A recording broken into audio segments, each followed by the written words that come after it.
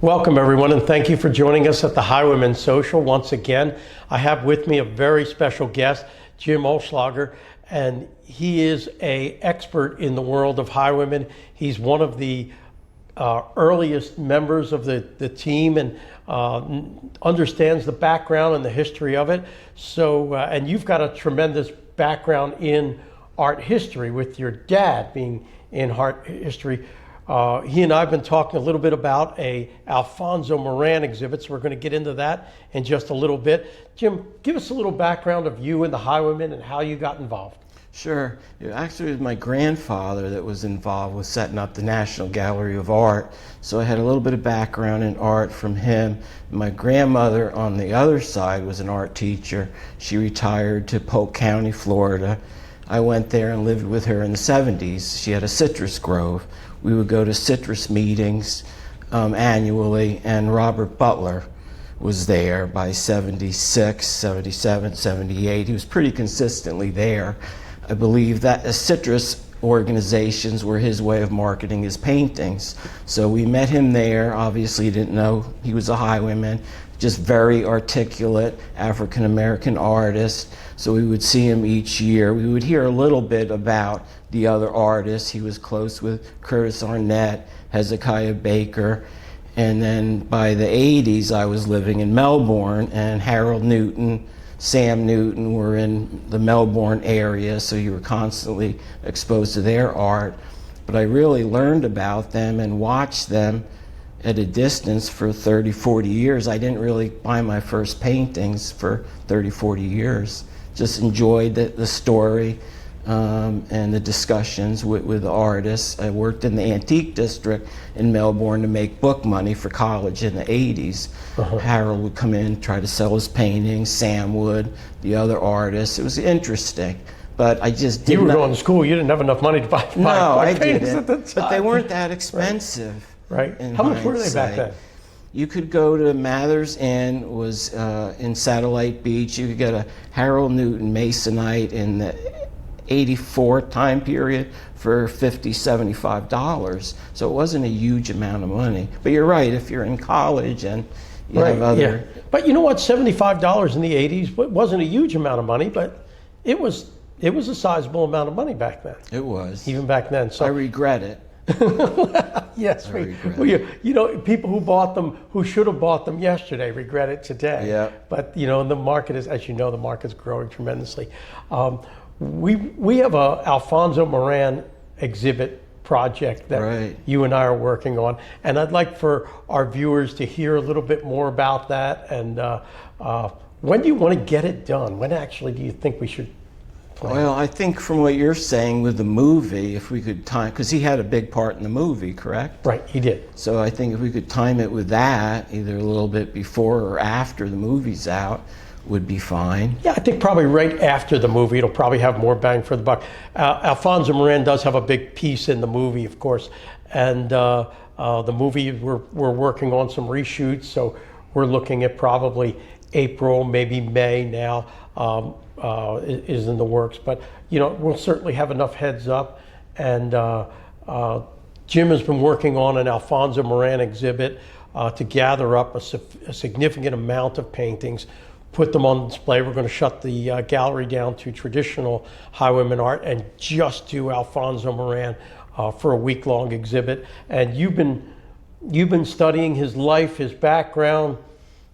Tell me what you know.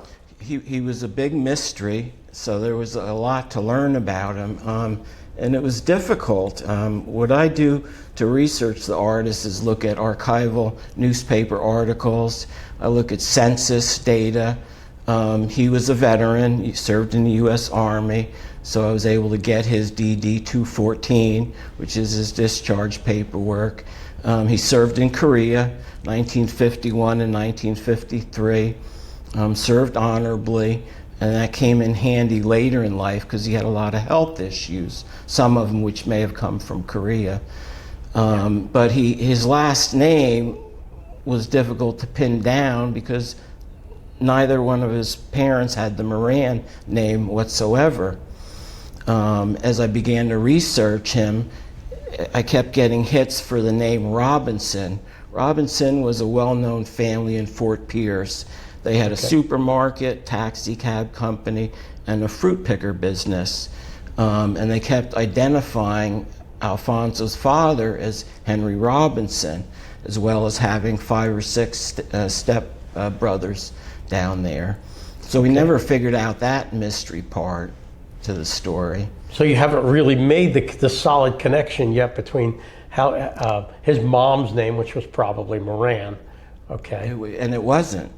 So we don't know where Moran came from. At one point, there was a Social Security document that had his dad as Freddie Moran. Now, whether they were both young when Alfonso was conceived, was it just a name that appeared so that the Robinson name didn't get dragged into this situation? Perhaps. But his military background stands as a Moran. That's his name on the military background. Yeah, okay, got it. Military background. So we know we're talking about the same person from the time he joined the military right on through the rest of his life as an artist. We do, but there's other mysteries that popped up because similar to Al Black, he did have some legal entanglements. Yes, he did. And colorful character. Yes, very colorful character indeed. And one of the legal entanglement paperwork from the Florida Correctional Department has him as being born in Central America, Panama. And he's got the nickname Pancho, the Spanish name. But, you know, there's no evidence that he was born out of the country. The military has him as born in Gifford. So that's some confusing data also, whether he did an interview in the 60s for a Vero Beach News article, and that he said he was able to play a Spanish person to have people treat him better and not have any discrimination or negative feelings. He spoke Spanish. He learned that in the military. Yep, apparently.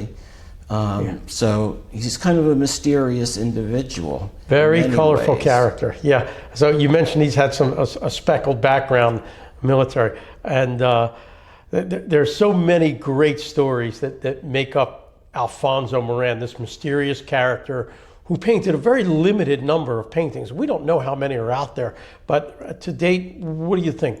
60?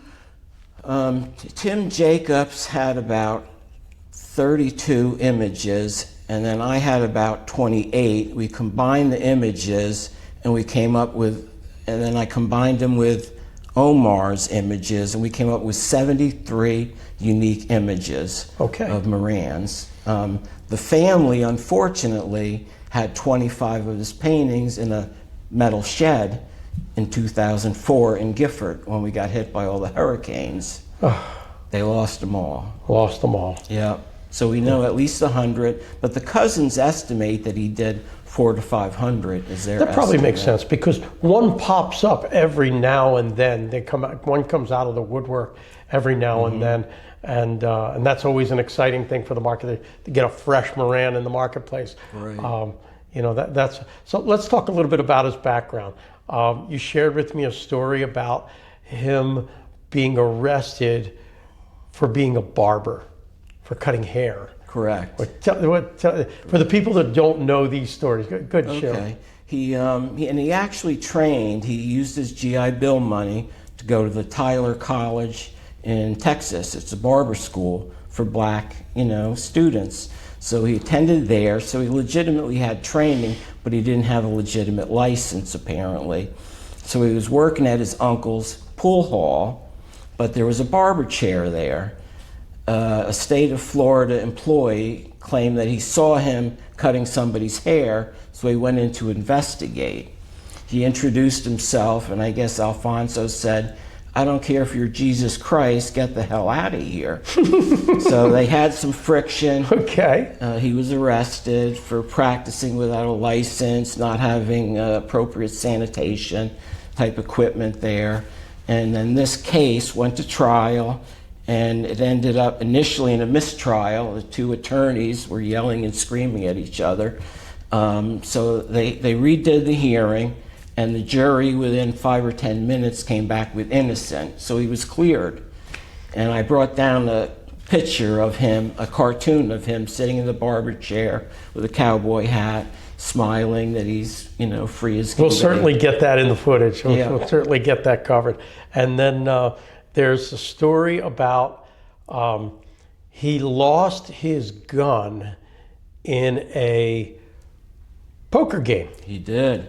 He lost his gun in a poker game, and then the guy who acquired it, tell that story. Yeah. He needed money. He ran out of money, so he decided, you know, what am I going to do? He had a gun. It was a Spanish .25 caliber, and they exchanged the gun. The guy went out, fired it in the air twice, made sure it worked. He's got 4 bullets left.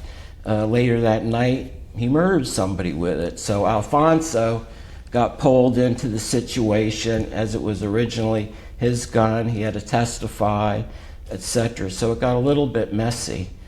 But he had other traumas where he was walking in front of the American Legion with another individual from Gifford, and they both got shot. The other individual shot in the back, and Alfonso took a bullet in his arm and in his side. So they were both in the hospital, and the one individual was in critical care.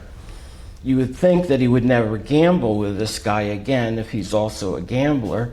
2 years later, Alfonso's arrested with this individual.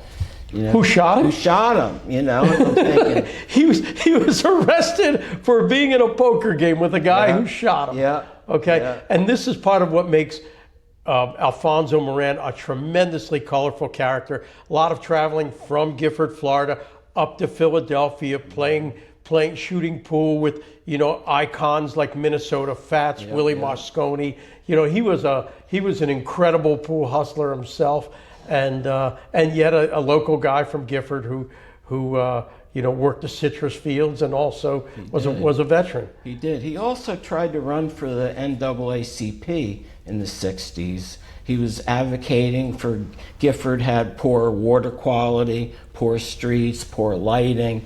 So he was advocating. He ran for NAACP branch president. He lost by a couple of votes, but so he got socially involved, advocating. How difficult has it been to source and acquire art that people are willing to let go of, even for a short period of time, for that week-long event that we're going to do?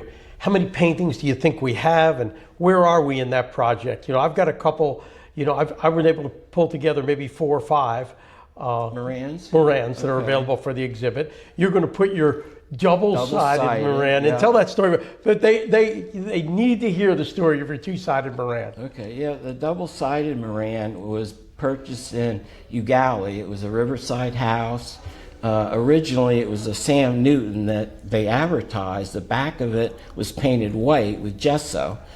So I didn't know anything about it being double-sided, but it went there specifically to get the Sam, purchased that, and then as we're driving home, I said to my son, why did they paint it white? And he said, I don't know, there's like a painting underneath it. And I said, really? I said, is there a signature? He said, yeah. I said, what does it say? He said, A. Moran. So pulled over immediately, looked at it, took it to Mike, and Mike was able to remove it, clean up the Mike Hansen. I have for our viewers your 2-sided Alfonso Moran that I think that they would love to see. Sure, yeah, Give me 1 second, let me go get him. Here we go. One of the great rare treasures of Highwaymen art. It's hard to figure out how to frame a double-sided painting. Okay, a really nice Sam Newton, early full palette knife Sam, and on the back, or now on the front, an Alfonso Moran beautiful wetland scene. And this part was completely whited over. Yep. Yep. That is amazing, truly amazing. Have a look at that, folks. And the Sam side, something you'll never see again. Yeah, and that's exceptional. So he did it on the pebble side of the Upson. And right. Sam just looked at it. He was shocked. He said, how did you get this? He said, that's one of my earliest paintings. I said, I found it at a house on the river. Fantastic. Yeah. Great treasure. Congratulations. Yeah. I took the painting to Sam Newton. I immediately wanted to get his story. He was shocked that he said, in terms of his painting, he said that's the earliest one he's seen. He thinks that was one of his first paintings he did when he moved back to Florida in the 60s. So if it's a Sam on one side. Right. Sam would have to have been the one who painted over it. Or maybe Harold. He doesn't remember it at all. He did say, he said, Jim, he said, when I came down to Florida, Alfonso was painting occasionally with Harold. They would hang out. He said, maybe I grabbed his board and decided to paint on the opposite side. He said, but I don't remember doing it. So he didn't really know. But he didn't really know. He said they had a relationship. Obviously, Harold kind of was a mentor for most of the Gifford group. Yeah, yeah. And we see these paintings every now and then completely whitewashed over with, with paint from the 60s. Mm-hmm. So they're out there, and there are two-sided paintings out there. But to see a two-sided Moran is truly, truly unusual. Rare. Yeah. Okay, we've got just a few minutes going left. The last thing I want to touch on, conditions in the market. You've seen it early on in the game with Fitch and Bob LeBlanc and Gary Monroe, and you've been friends with all of those guys from early parts of the game. And did you ever see this coming, where paintings would be $15,000, $20,000, $30,000, $40,000? No, I was surprised. I mean, I've heard of early sales that were that high for rare, exceptional ones, but I didn't think the market was going to take off like it did. Yeah. I did not. Okay. Very good. What do you think about going forward? Where do you think the market's going? I think it's going to have ups and downs. I think is a normal part of the art market history. Yeah. I would like to see more young people getting involved, and it seems to be they're starting to show up. Yeah, we are. We're starting to see lots of young people. Very good. Yep. Yeah. Okay, well, that's all the time we have for today. Thank you very much for joining us on the Highwaymen Social, and look forward to seeing you again.